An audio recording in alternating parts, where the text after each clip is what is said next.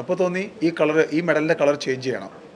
So അതിനെന്ത് ചെയ്യണം? Hard work ചെയ്യണം. എൻ്റെ എന്ത് മിസ്റ്റേക്ക് ചെയ്തോ അതിനെ മറന്നു കളയുക, അല്ലെങ്കിൽ എന്ത് ചെയ്യാൻ പോകുന്നു അതിനെക്കുറിച്ച് ഓർക്കാതിരിക്കുക. ഇവിടെ നമ്മളെല്ലാം പറയില്ല, കോച്ച് 5 റൗണ്ട് ഓടാൻ പറയുമ്പോഴത്തേക്കും 4 റൗണ്ട് കട്ട് ചെയ്യും, 3 റൗണ്ട് കട്ട് ചെയ്യും, അല്ലേ? ഞാൻ ചെയ്തിട്ടുണ്ട്. ചെയ്യില്ലെന്ന് പറഞ്ഞു കഴിഞ്ഞാൽ വിശ്വസിക്കത്തില്ല, ഞാനും ചെയ്തിട്ടുണ്ട്. ലക്ഷ്യം നമുക്ക് മേളിലേക്ക് ആണെന്നുണ്ടെങ്കിൽ എപ്പോഴും ചെയ്യേണ്ടത് ഏറ്റവും എക്സ്ട്രീം ലെവലിൽ ട്രെയിനിങ് ചെയ്യുക. നമ്മളൊന്ന് പ്രെഡിക്റ്റ് ചെയ്യാൻ പാടില്ല എന്ന് പഠിച്ചിട്ടുള്ളൊരു കാര്യമാണ് സ്പോട്ട് ചെയ്യുന്നത്. നമ്മളെക്കൊണ്ട് ചെയ്യാവുന്നതിൻ്റെ ഏറ്റവും നന്നായിട്ട് ചെയ്യുക, അത് ഏത് നിമിഷത്തിലാണെങ്കിലും. അങ്ങനെയാണെങ്കിൽ ലൈഫ് എല്ലാത്തിലും കറക്റ്റായിട്ട് അങ്ങ് പോകും. കളിക്കിടയിൽ കാണികൾ ചീത്ത വിളിക്കും. നേഴ്സായിട്ട് എവിടെയെങ്കിലും ദുബായിലോ അല്ലെങ്കിൽ യൂറോപ്പിലോ എവിടെയെങ്കിലും ഉണ്ടായിരുന്നോ കഥ? So it's a long career, the amount of dedication that is needed. Although we say you love the sport, but it becomes difficult at some point. അപ്പോഴും സർ എങ്ങനെയാണ് ആ ലെവൽ ഓഫ് ഡെഡിക്കേഷൻ മെയിൻറ്റെയിൻ ചെയ്യുന്നത്? ഞാൻ speech പറഞ്ഞ 2 കാര്യം, it's really important. എന്തിനാണ്, Y? ആ ഒരു ക്വസ്റ്റ്യൻ നമ്മൾ ഇട്ട് കഴിഞ്ഞാൽ നമുക്ക് പകുതി ആൻസർ അതിൽ നിന്ന് തന്നെ കിട്ടും. കാരണം ഞാൻ എന്തിനാണ് സ്പോർട്സ് ചെയ്യുന്നത്?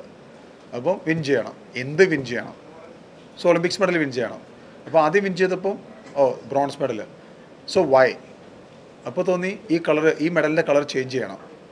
സോ അതിനെന്ത് ചെയ്യണം? ഹാർഡ് വർക്ക് ചെയ്യണം. എങ്ങനെ ചെയ്യണം? കഴിഞ്ഞ പ്രാവശ്യത്തെക്കാളും ചെയ്തതിനേക്കാളും കൂടുതൽ ചെയ്യണം. കാരണം ഒരു ബ്രോൺസിൽ നിന്ന് ഗോൾഡിലേക്കോ സിൽവറിലേക്കോ മാറണമെങ്കിൽ ഹാർഡ് വർക്ക് അത്ര കൂടുതലാണ്. സോ ഈ ഒരു ക്വസ്റ്റ്യൻ മാത്രമേ ഉള്ളൂ ഈ ഒരു ലെങ്തി കരിയറിന്. പിന്നെ ഡിഫിക്കൽട്ട് സിറ്റുവേഷൻ ഉണ്ടാവും. കാരണം ചില സന്ദർഭങ്ങളുണ്ട് നമുക്ക് ഈ ഗെയിം മതിയെന്ന് തോന്നാൻ. സോ ഐ തിങ്ക് ആ ഒരു ടൈമിൽ ഒരു ബ്രേക്ക് എടുക്കണം.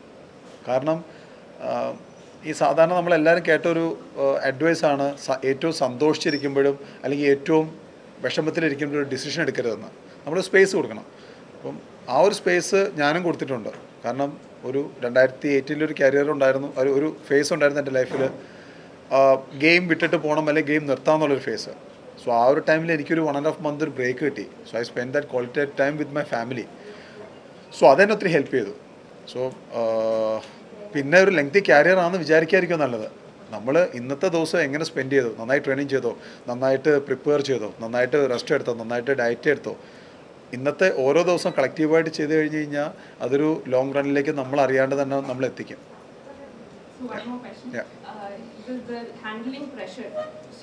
എത്ര ട്രെയിൻ ചെയ്താലും at that moment there is so much inner voice that's coming. So one thing that you follow to focus in such a situation?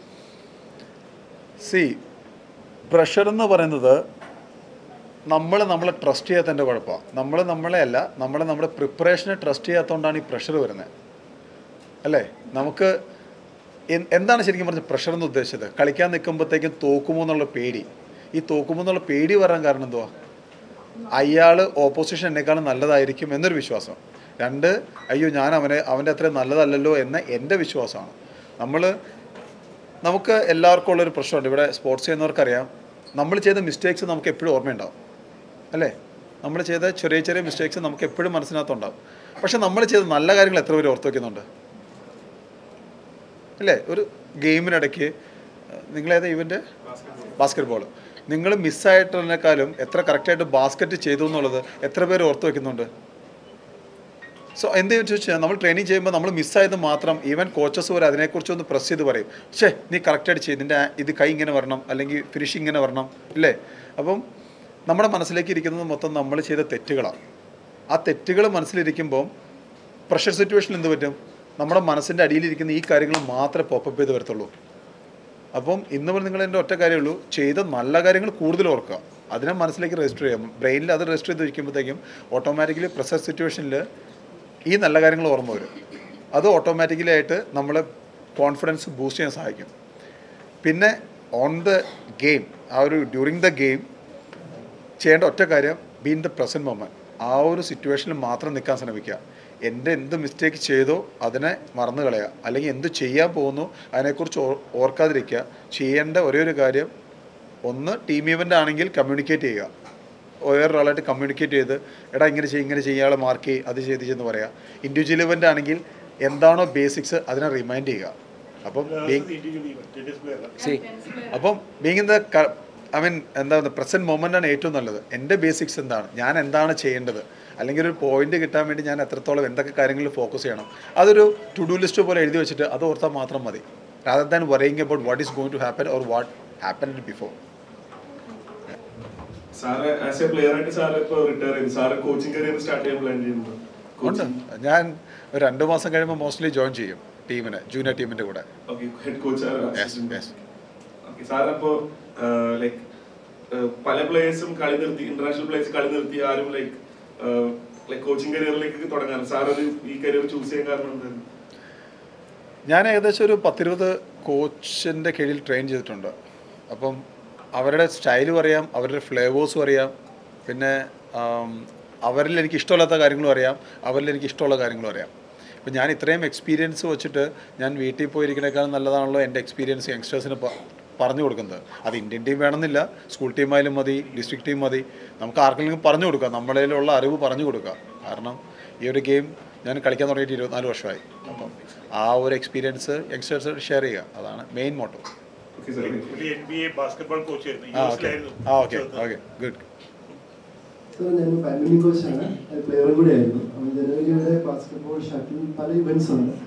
അപ്പം നാഷണൽ പ്ലേയേഴ്സ് ഉണ്ട്, സ്റ്റേറ്റ് ഉണ്ട്, പിള്ളേരുണ്ട്. ജനറലായിട്ടൊരു സിംഗിളായിട്ടൊരു ഉപദേശം ആസ് എ ഇന്ത്യൻ കൊടുക്കാനായിട്ടൊരു ഡ്രീം എന്താ ചെയ്യേണ്ടതെന്നൊരു സ്റ്റേജിൽ ജനറലായിട്ടൊരു. ഇതിനകത്ത് എത്ര പേർക്ക് നാഷണൽ മെഡലുണ്ട്? ഓക്കെ, ടെന്നീസിൽ. ഓക്കെ, സ്റ്റേറ്റിൽ എത്ര പേർക്ക് മെഡലുണ്ട്? അല്ലേ? ഇപ്പോൾ നിങ്ങൾ എന്താണോ ട്രെയിനിങ് ചെയ്യുന്നത് അതിൻ്റെ 100 ടൈംസ് ചെയ്താൽ മാത്രമാണ് നിങ്ങൾക്ക് ഇൻ്റർനാഷണൽ മെഡൽ കിട്ടുള്ളൂ. മനസ്സിലായോ? ഇപ്പോൾ നിങ്ങൾ എത്രയാണോ ട്രെയിനിങ് ചെയ്യുന്നത്, രാവിലെ വാമപ്പിന് 5 റൗണ്ട് ഓടണമെങ്കിൽ നിങ്ങളത് 50 റൗണ്ട് ഓടണം. നിങ്ങൾ 5 കിലോ ലിഫ്റ്റ് ചെയ്യുന്നെങ്കിൽ നിങ്ങൾ 50 കിലോ ലിഫ്റ്റ് ചെയ്യണം. കാരണം അവിടെ എന്താ പറയുന്നത്, ഇൻ്റർനാഷണൽ ലെവലിൽ കോമ്പറ്റീഷൻ ഭയങ്കര ഹൈ ആണ്. ഇവിടെ നമ്മളെല്ലാം പറയില്ല, കോച്ച് 5 റൗണ്ട് ഓടാൻ പറയുമ്പോഴത്തേക്കും 4 റൗണ്ട് കട്ട് ചെയ്യും, 3 റൗണ്ട് കട്ട് ചെയ്യും, അല്ലേ? ഞാൻ ചെയ്തിട്ടുണ്ട്. ചെയ്യില്ലെന്ന് പറഞ്ഞു കഴിഞ്ഞാൽ വിശ്വസിക്കത്തില്ല, ഞാനും ചെയ്തിട്ടുണ്ട്. അപ്പം ഒരു വലിയൊരു ലക്ഷ്യം നമുക്ക് മേളിലേക്ക് ആണെന്നുണ്ടെങ്കിൽ എപ്പോഴും ചെയ്യേണ്ടത് ഏറ്റവും എക്സ്ട്രീം ലെവലിൽ ട്രെയിനിങ് ചെയ്യുക, മെയിൻ തിങ്. സെക്കൻഡ് തിങ് ഞാൻ പറഞ്ഞ കാര്യം ബേസിക്സ് മാത്രം, അതിനു വേണ്ടി മാത്രം ഒത്തിരി കാര്യങ്ങൾ, ഒത്തിരി ടൈം സ്പെൻഡ് ചെയ്യണം. ബേസിക്സ്. കുറേ കാര്യം ബോറടിക്കും, അല്ലേ? നമുക്ക് ബോറടിക്കും കുറച്ച് നേരം, നമുക്ക് എന്തായാലും പുതിയത് പഠിക്കണം തോന്നും. പക്ഷേ ഇപ്പം ബാസ്കറ്റ്ബോൾ ഇവിടെ ബാസ്കറ്റ്ബോളേഴ്സ് അല്ലേ കൂടുതൽ? യെസ്, ബാസ്കറ്റ്ബോളേഴ്സിൽ ചെയ്യുന്ന 3 കാര്യങ്ങൾ പറ. മെയിൻ കളിയുടെ ഇടയിൽ ചെയ്യുന്ന 3 കാര്യങ്ങൾ. പാസ് ചെയ്യുക, ഷൂട്ട് ചെയ്യുക, പിന്നെ ബോൾ ഇല്ലെങ്കിലോ ഡിഫെൻസ് ചെയ്യുക. ഈ 3 കാര്യമാണല്ലോ. ഇതാണല്ലോ ബേസിക്സും. ഇത് പെർഫെക്റ്റായിട്ട് ചെയ്ത് കഴിഞ്ഞാൽ ആർക്കും തോൽപ്പിക്കാൻ പറ്റും നിങ്ങളെ. ദാറ്റ്സ് ഇത്രയേ ഉള്ളൂ. കാരണം വെച്ച് കഴിഞ്ഞാൽ നമ്മളിതിനെ ഭയങ്കരമായിട്ട് സിംപ്ലിഫൈ ചെയ്ത് കഴിഞ്ഞാൽ നമുക്ക് മനസ്സിലാക്കാവുന്ന വളരെ കുറച്ച് കാര്യങ്ങളുണ്ട്. ബാസ്കറ്റ്ബോളിൽ 3 കാര്യങ്ങൾ, ഇപ്പോൾ നിങ്ങൾ പറഞ്ഞ 3 കാര്യങ്ങൾ ഇമ്പോർട്ടൻ്റ് ആയിട്ടുള്ളത്. ഒന്ന് ഷൂട്ടിങ്, കറക്റ്റായിട്ട് ഷൂട്ട് ചെയ്യാൻ പഠിക്കുക. ബോൾ നമ്മുടെ പ്ലെയറിനെ കറക്റ്റായിട്ട് പാസ് ചെയ്യുക. ബോൾ ഇല്ലെങ്കിൽ ഡിഫെൻഡ് ചെയ്യുക. ഇതാണ് ബേസിക്സും. ഇതിനകത്തേക്ക് ഇപ്പം ഒരു വർഷത്തിൽ 365 ദിവസത്തിൽ 365 ദിവസം 1 മണിക്കൂർ വെച്ച് നിങ്ങളിത് ട്രെയിൻ ചെയ്യണം. മിനിമമാണ് പറയുന്നത് കേട്ടോ. കാരണം വെച്ച് കഴിഞ്ഞാൽ നമ്മളെപ്പോഴും ബേസിക്സ് കറക്റ്റ് ആക്കുവാണെങ്കിൽ നമുക്ക് മേളിലേക്ക് പോകാൻ ഭയങ്കര എളുപ്പമായിരിക്കും. നമ്മുടെ ബേസിക്സ് കറക്റ്റ് അല്ലാണ്ട് വരുമ്പോൾ എത്രയൊക്കെ നമ്മൾ മേളിൽ കളിച്ചു കഴിഞ്ഞാലും നമ്മുടെ പെർഫോമൻസ് ഡൗൺ ആവും. സർ, എങ്ങനെയാണ് സാറിൻ്റെ ഫേവറേറ്റ് സ്പോർട്ട് കണ്ടുപിടിച്ചത്?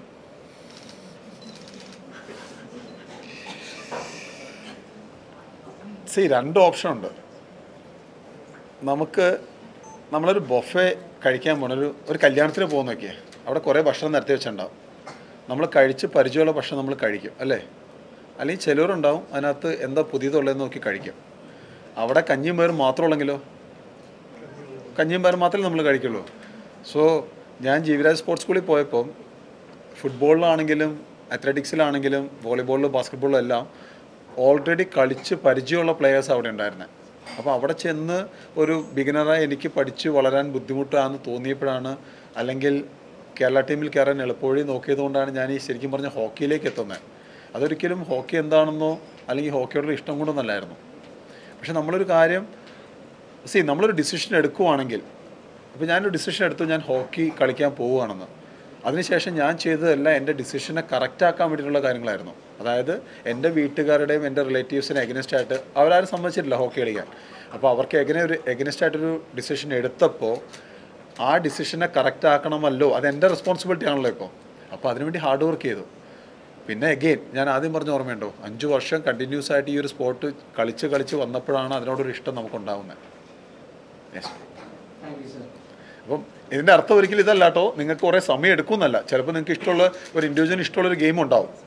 ഇപ്പോൾ ചെറുപ്പത്തിലെ മുതൽ ഫുട്ബോൾ ഇഷ്ടമുള്ള ഒരാളുണ്ടാവും, ക്രിക്കറ്റ് ഇഷ്ടമുള്ള ഒരാളുണ്ടാവും, അവർക്ക് ആ ഗെയിം കളിക്കാം. പക്ഷേ എന്നെ സംബന്ധിച്ചിടത്തോളം അന്നൊരു ഓപ്ഷൻ ഉണ്ടായിരുന്നത് ഹോക്കി മാത്രമായിരുന്നു. എന്താ ഈ സ്പോർട്ടിൽ നിന്ന് ഹോക്കി എന്നുള്ള സ്പോർട്ടിൽ നിന്ന് സാറ് എന്താ ലേൺ ചെയ്ത ഏറ്റവും ഇമ്പോർട്ടൻറ്റ് ലെസൺ എന്താണ്? ലൈഫിൽ ആപ്ലിക്കബിൾ ആയ എന്തെങ്കിലും ലൈഫ് ലെസൺ ഈ ഗെയിമിൽ നിന്ന് കിട്ടിയിരുന്നു? Good question. നമ്മളൊന്ന് പ്രെഡിക്റ്റ് ചെയ്യാൻ പാടില്ല എന്ന് പഠിച്ചിട്ടുള്ളൊരു കാര്യമാണ് സ്പോർട്ട് ചെയ്യുന്നത്. കാരണം നമ്മൾ കളിക്കാൻ പോകുമ്പോൾ തന്നെ ഞാൻ ജയിക്കും അല്ലെങ്കിൽ ഞാൻ തോക്കുമെന്ന് പ്രെഡിക്റ്റ് ചെയ്യാൻ പറ്റില്ലല്ലോ, അല്ലേ? എക്സാക്ട്ലി. അതായിരിക്കാം എനിക്ക് കിട്ടിയ ഏറ്റവും നല്ലൊരു അല്ലെങ്കിൽ ഞാൻ ലേൺ ചെയ്തൊരു കാര്യം. പ്രെഡിക്ഷനോടുകൂടി ഒന്നിനും പോകരുത്. നമ്മൾ എന്ത് ചെയ്താലും നമ്മുടെ ബെസ്റ്റായിട്ട് ചെയ്യാൻ ശ്രമിക്കുക. കാരണം ഞങ്ങൾ കളിക്കുന്ന സമയത്തൊരു കാര്യം പറയാറുണ്ട്. ഞങ്ങളുടെ ഗെയിം പണ്ട് 70 മിനിറ്റ്സ് ആയിരുന്നു, ഇപ്പോൾ 60 മിനിറ്റ്സ് ആയി. ഓക്കെ, ആ 60 മിനിറ്റ്സ് കളിച്ച് കഴിഞ്ഞ് ഇറങ്ങുമ്പോൾ റിഗ്രറ്റ് ചെയ്യുന്നു പറയും. റിഗ്രറ്റ് എന്ന് മനസ്സിലായോ? എന്ന് വെച്ച് കഴിഞ്ഞാൽ നാളത്തെ എന്താ പറഞ്ഞത്, ഒരു വിഷമിക്കരുത്. കളി കഴിഞ്ഞ് വന്ന് കഴിഞ്ഞിട്ട് ഒരു നിരാശ തോന്നരുത്. അയ്യോ നന്നായി കളിക്കാമായിരുന്നല്ലോ എന്ന് തോന്നരുതെന്ന് പറയും. അന്നേരം കളിക്കാം. നമുക്കൊരു 60 മിനിറ്റ് കിട്ടി, കളിക്കേണ്ടത് ആ സമയത്ത് കളിക്കണമായിരുന്നു. അല്ലാതെ കഴിഞ്ഞ് വന്നിട്ട് പക്ഷെ അങ്ങനെ ചെയ്യാമായിരുന്നല്ലോ എന്ന് തോന്നരുത്. അപ്പം എനിക്ക് തോന്നുന്നു ഞാൻ പഠിച്ചൊരു കാര്യം പ്രിഡിക്റ്റഡ് ആവരുത് ഒന്നിനോടും. നമ്മളെക്കൊണ്ട് ചെയ്യാവുന്നതിൻ്റെ ഏറ്റവും നന്നായിട്ട് ചെയ്യുക. അത് ഏത് നിമിഷത്തിലാണെങ്കിലും. അങ്ങനെയാണെങ്കിൽ ലൈഫ് എല്ലാത്തിലും കറക്റ്റായിട്ട് അങ്ങ് പോകും.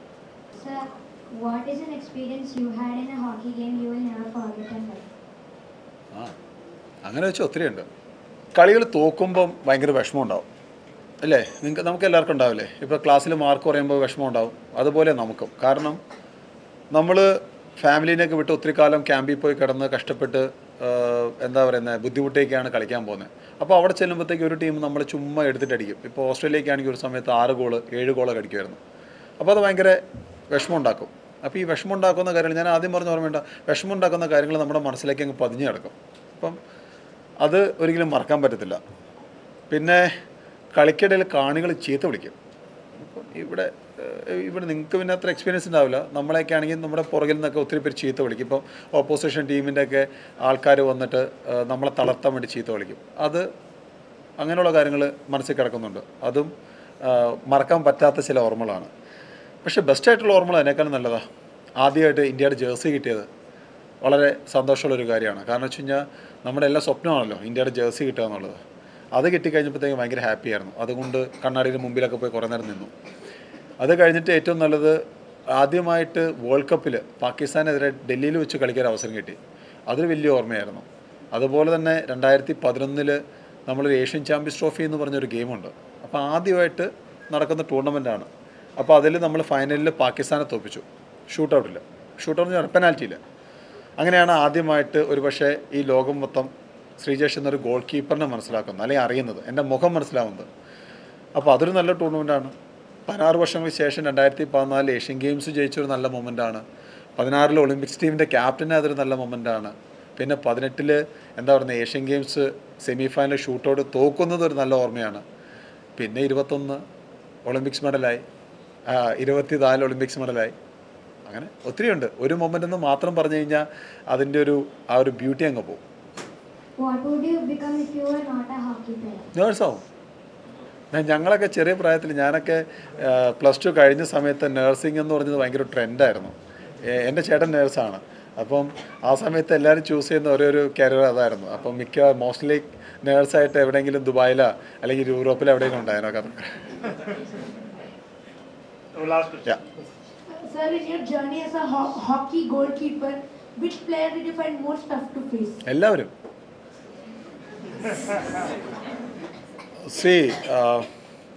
ഇത് ഭയങ്കര രസമുള്ളൊരു കാര്യമാണ്. കാരണം വെച്ച് കഴിഞ്ഞാൽ നമ്മൾ ഇത് ഞാൻ പറഞ്ഞില്ലേ ആദ്യം പറഞ്ഞൊരു ആൻസറായിട്ട് ഭയങ്കര കോറിലേറ്റഡ് ചെയ്യാവുന്ന കാര്യമാണ് പ്രെഡിക്ഷൻ. നമ്മളിപ്പോൾ ഒരു സ്റ്റാർ പ്ലെയർ എന്ന് പറഞ്ഞ പ്ലെയറിൻ്റെ ചിലപ്പോൾ ഒരു ഓഫ് ഡേ ആയിരിക്കും അത്. അന്ന് അയാൾ കളിക്കില്ല. അപ്പോൾ നമ്മൾ ഒട്ടും വില കൊടുക്കാത്ത ഒരുത്തനായിരിക്കും അന്ന് ഏറ്റവും നന്നായിട്ട് കളിക്കുന്നത്. അപ്പം എനിക്ക് തോന്നിയിട്ടുള്ള ഞാൻ ആരും ഒന്ന് വില കൂട്ടിയും കണ്ടിട്ടില്ല, വില കുറച്ചും കണ്ടിട്ടില്ല. പിന്നെ രണ്ടാമത്തെ കാര്യം നമ്മൾ പഠിക്കേണ്ടത് ഏറ്റവും വലിയൊരു കാര്യം അതാണ്, ഓപ്പോസിഷനെ റെസ്പെക്റ്റ് ചെയ്യുക. അയാൾ വേൾഡ് റാങ്കിങ് നമ്പർ 1 ആണെങ്കിലും അല്ലെങ്കിൽ 100th ആണെങ്കിലും അപ്പം എല്ലാവരും ടഫാണ്.